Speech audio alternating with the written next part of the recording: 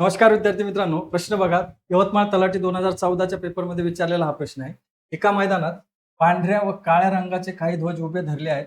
येथे उभे असणाऱ्या गोविंदास पांढरे ध्वज किती आहेत असे विचारले असता तो म्हणाला प्रत्येक 5 ध्वजामधील एक पांढरा आहे व एकूण 350 ध्वज आहेत.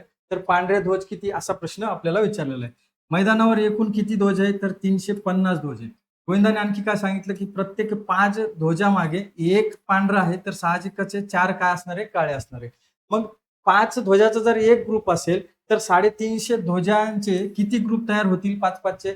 तर 350 भागिले 5 जर केलं तर आपल्याला त्या ग्रुपची संख्या मिळेल. मग 5 एके 5, 5 7 किती होतील? 35 आणि 5 0 0 म्हणजे प्रत्येकी 5 ध्वज असणारे एकूण 70 ग्रुप तयार या ठिकाणी होणार आहेत.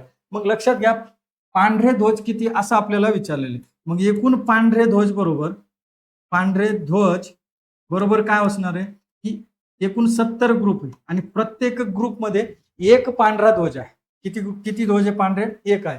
मग 70 ग्रुप असतील आणि प्रत्येकात एक असेल तर 70 गुणिले 1 बरोबर पांढऱ्या ध्वजाची संख्या किती मिळणार?